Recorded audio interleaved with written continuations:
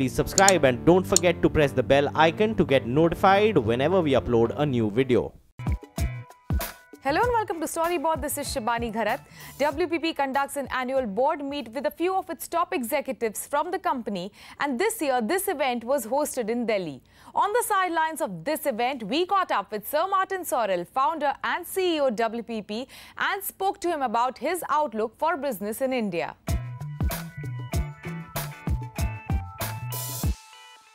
I remain very optimistic about India. Maybe that's because the rest of the world is in a fairly tough place. I mean, if I'm looking at our industry, I think there's a lot of pressure in the industry from various perceived sources. I underline the word perceived because I don't think we know what the reality will be. I mean, you know, some of the questions are, firstly, you know, are Facebook and Google going to eat our lunch? To which I personally think the answer is no, because if we look at the relationships that we managed to build, I'm talking about WPP here now with Google and Facebook. Google is our #1 destination for media investment. We manage a media book of about $75 billion worldwide, and the #1 destination or investment for our clients is now Google. The number 2 would be what I would call the Murdoch nexus, which of course includes Star in the Indian market, and the number 3 was Facebook. This is for 2016. For 2017, I would project again Google at #1, at just under sort of about $6 billion. I would say the Murdoch group, including Sky, would be probably around 2.25. Facebook will be roughly the same. It will be interesting to see whether Facebook achieves in our books the second position. So they'll be second or third. So that's a sort of general picture. As to India, if I look at our business, when I was last here, I was hoping that we would break through the $600 million revenue basis, putting it, you know, crudely in those terms, which we did. This year, we went through the 600. We will not reach, I think, 700 million this year, but I think we will do next year, the revenue, and that's a considerable achievement, you know, to all our businesses here. If I look at the brands here, I think they're all doing pretty well. There's always room for improvement. I remain an Indian bull. I'm not an Indian bear. Has GST or demonetization posed issues or problems? I guess the answer is yes. I mean, you know, from our conversation and other conversations, people point to the administrative burden of both and the disruption that has caused. But I think naturally when you have legislative change, which brings about significant social change, you are going to get disruption.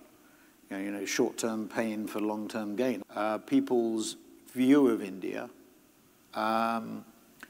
is one of, you know, progressive change and a country that is on the move.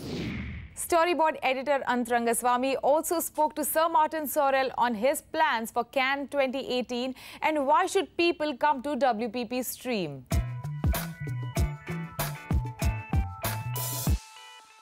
As we've said, has become too expensive, too complicated, and lost its central purpose. We've laid out for them what we think they should do. Now, as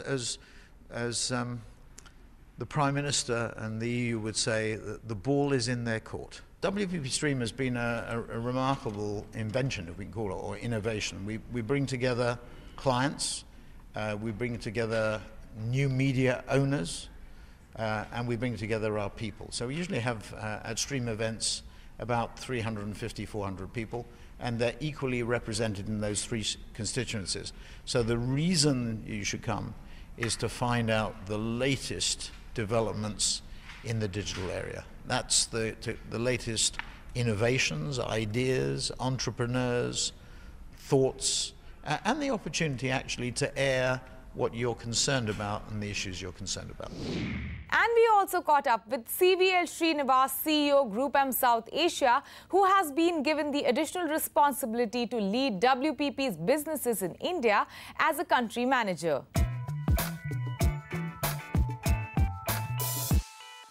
In my new role, I'm going to work with all the WPP opcos and ensure three things. One is obviously we work with the best clients. Secondly, we have the best people across the board. And thirdly, and most importantly, drive collaboration and ensure we all work together, to give our clients even more value. Over the last, I would say 2-3 years at Group M, we've driven a lot of collaboration across the WPP network because media somewhere is a common factor across clients, across other specialist functions as well. Somewhere there's always a media, data and an insight kind of a layer.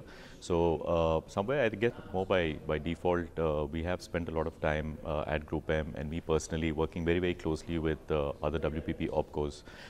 In a way, this is something which is kind of going to formalize that. And yes, we are looking at a few very specific initiatives where we can get some of our opcos to collaborate a lot more closely and create value for clients. And like Sir Martin was mentioning today, a lot of our clients are actually pushing us to integrate our offerings and work a lot more cohesively as a group. So yeah, that's what I would do, and I guess it's part of my Group M job anyway, so the two work well together. We wish him luck on his new role. Moving on, it is time for us to take a short break. On the other side of this break, welcome back. You're watching Storyboard. The outspoken global CEO of FCB, Carter Murray, is often in news due to his opinions on various issues concerning the advertising industry. But apart from his take on the industry, we spoke to him about FCB's India expansion plans and growth plans. Let's take a look at this conversation.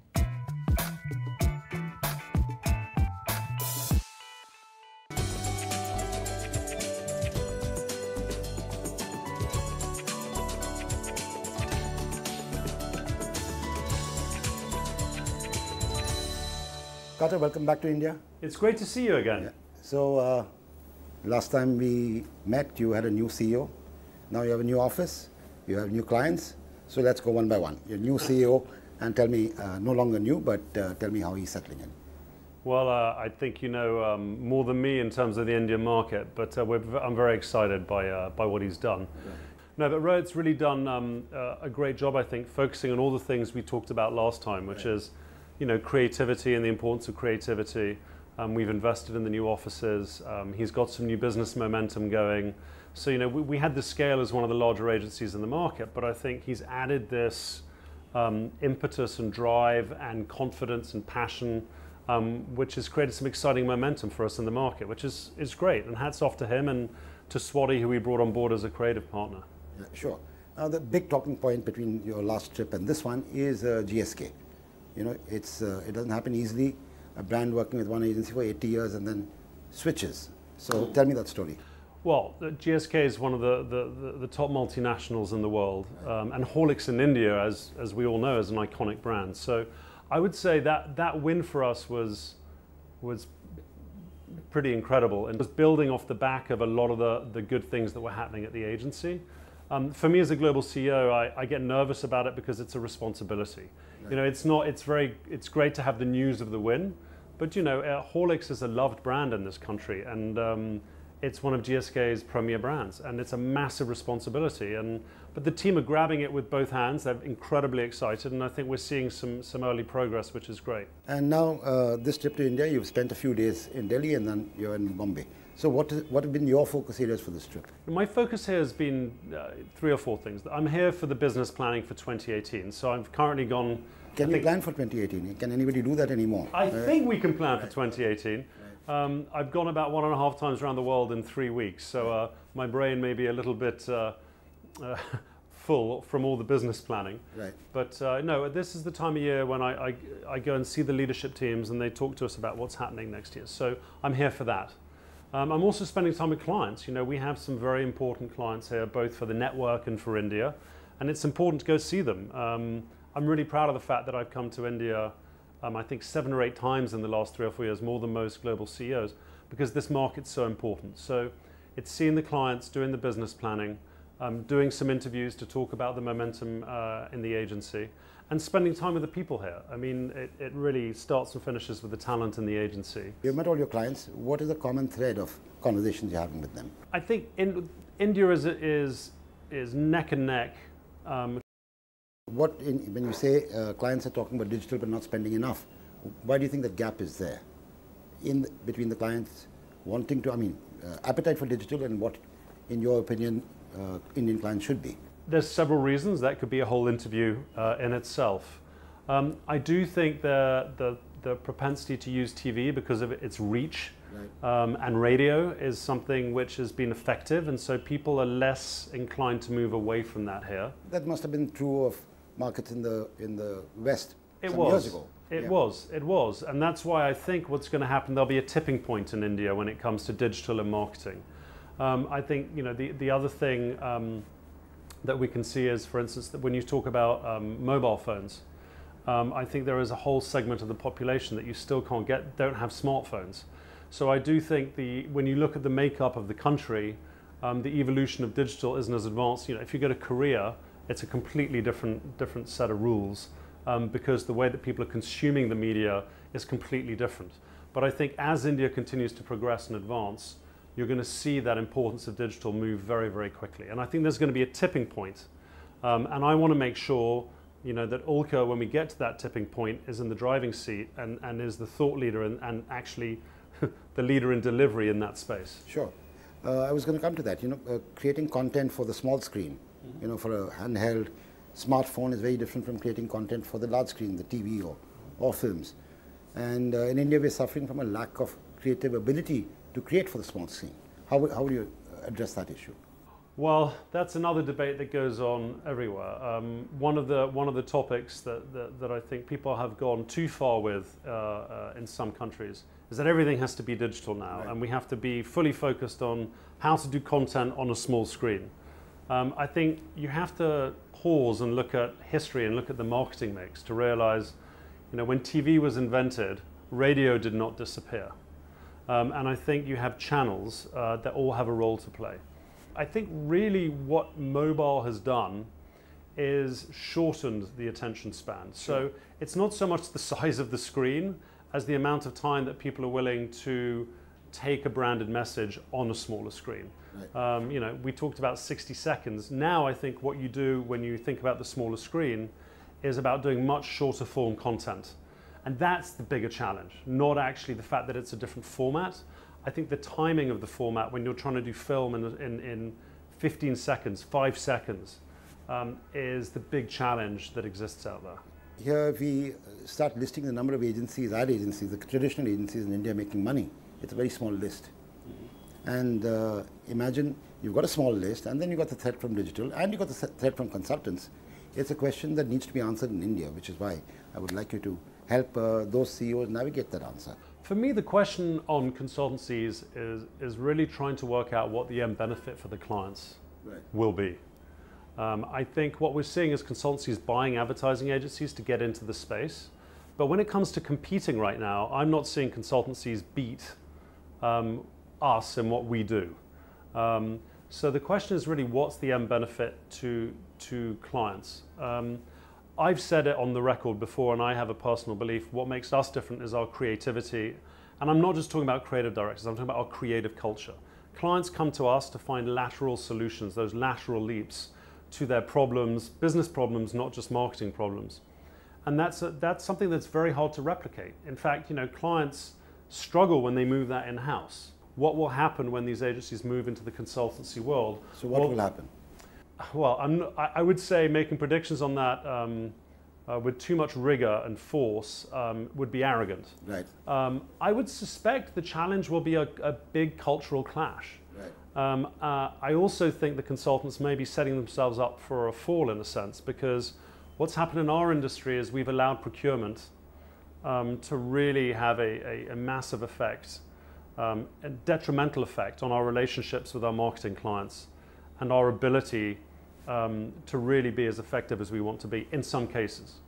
I think by buying into our world, they are also inviting those procurement discussions into their world, which they've avoided.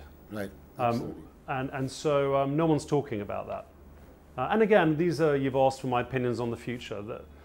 I think if the ad industry can keep a truly creative culture, if we can keep seeing the world and our creatives in particular, but through a different lens, to be able to solve problems with amazing creative ideas that give clients a competitive advantage, I think we have a very good chance of thriving in the future. Right. Now, staying with this, the other threat is perhaps from the tech companies, you know, the Googles, the Facebooks, and all of them getting to your space. You go to Cannes today, they are more visible than the ad agencies, perhaps, you know, all these tech majors. So how do you view them? Are they your friends? Are they enemies? You know, frenemies is a word that is thrown about. Within our world, for the media companies, I think it's a bigger challenge. For the advertising agencies and creativity, I don't think it's as much so. I think we're in very different businesses. But obviously on the media and media buying perspective, it becomes very complicated. Technology, these technology companies have moved so far with the technology. They need our creativity and they need our content to be able to really get the maximum value for customers, for clients, out of everything that they're doing.